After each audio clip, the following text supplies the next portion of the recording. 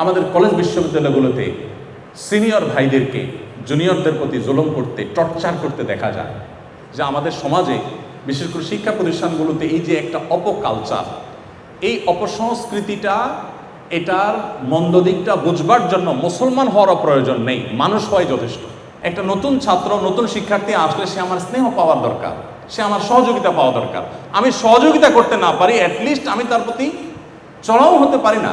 বেচারা আসছে নতুন মানুষ, সে দুর্বল, সে ইয়াং, সে আমার চেয়ে জুনিয়র, তো এখন তার উপরে চড়াও হওয়া, এটা তো কোনো ব্যাটাগিরি হলো না, এটা তো কাপুরুষতা, এটা তো নির্লজ্জতা, এটা তো পশুত্ব, এটা তো মানবিকতা নয়। এটুকু বোঝার জন্য মুসলমান হওয়ার প্রয়োজন নাই, মানুষ হওয়ার প্রয়োজন।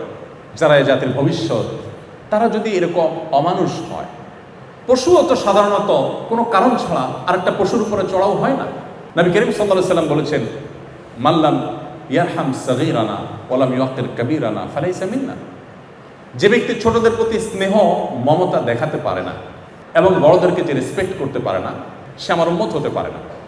আপনি কাউকে একটা মন্দ কথা বলেছেন, আঘাত করেছেন, কোনো কারণ ছাড়া জুনিয়র একটা ভাইকে কান্দরে উঠবস করাইছে, তার প্রতি অবিচার করাইছে, এই সমস্ত অন্যায়গুলো যখন করবেন, এই লোকটাকে আপনি একসময় আর খুঁজে পাবেন না। এটার প্রায়শ্চিত্ত করার কোনো বাহ্যিক ওয়ে আপনার সামনে আর থাকবে না। অতএব আমি আপনাদের প্রতি অনুরোধ রাখতে চাই যে যৌবনের উচ্ছলতার কারণে, যৌবনের উন্মাদনার কারণে আপনার পেশি শক্তি, আপনার গায়ের জোর, এটা যেন কারোর চোখের পানির কারণ না হয়। দেখুন, পড়াশোনার পুরো এই সময়টা, পুরো পিরিয়ডটা, আপনার স্টুডেন্ট লাইফটা আপনি এভাবে যদি কাটাতে পারেন যে আপনি কাউকে কষ্ট দেননি, কাউকে আঘাত করেননি, আপনি বিনয়ী মানুষ হন, আপনার এই লাইফটা আপনাকে সারা জীবন সুখ দিবে। কিভাবে সুখ দিবে? আপনি যখন কর্মজীবনে যাবেন, আপনি যখন অবসরে যাবেন, আপনার কিন্তু এই পেছনের জীবনটা চোখের সামনে ভাসবে।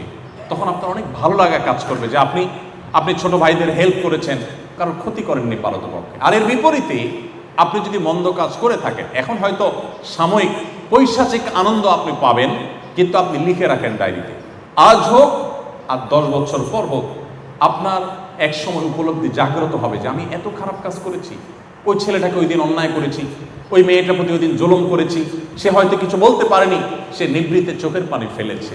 এই চোখের পানিগুলো এক একটা বোমা হয়ে আপনার জীবনে আঘাত করবে এবং আপনি টেরও পাবেন না যে আপনার জীবনে কোত্থেকে কোন বিপদ কি কারণে আসছে, কার কার ব্যথা, কার চোখের পানি আপনার জীবনে ধ্বংসের কারণ হয়ে গেছে, আপনি টেরও পাবেন না।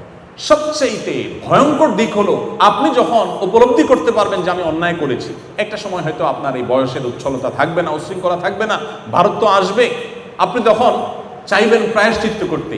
ওই ছেলেটার প্রতি অনেক অন্যায় করে ফেলেছিলাম, ওই মেয়েটার প্রতি অনেক জুলুম করেছিলাম, তখন আপনার মনে চাইবে যে একটু মাফ চাই, একটু বিহিত করি, কিন্তু সেই সুযোগ আপনি পাবেন না।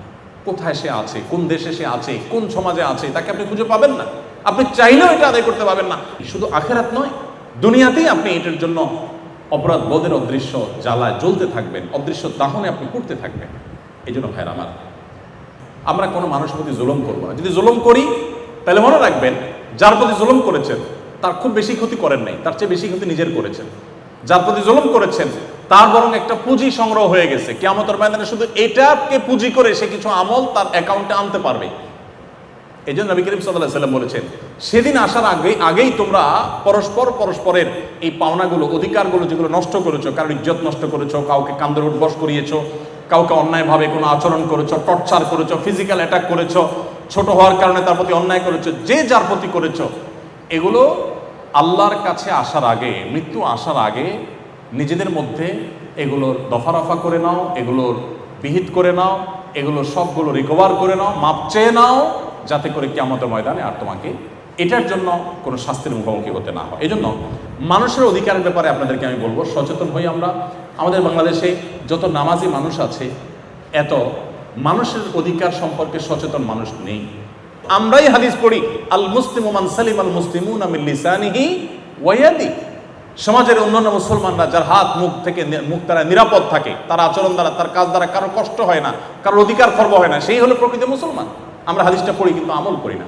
এই জন্য আমি আপনাদেরকে বলতে চাই যে আসুন, আপনি আদর্শ মুসলমান হতে হলে মানবাধিকারের ব্যাপারে, অর্থাৎ মানুষের অধিকারের ব্যাপারে, সেটা সমস্ত মানুষ, অমুসলিম, জুনিয়র, সিনিয়র, টিচার, আমার বাবা মা, আমার স্ত্রী, আমার সন্তান, আমার পরিবারের সদস্য, প্রতিবেশী, রিক্সাওয়ালা, সাধারণ মানুষ, এমনকি অন্য ধর্মাবলম্বী সবার অধিকারের উপরে আমাদেরকে সচেতন থাকতে হবে।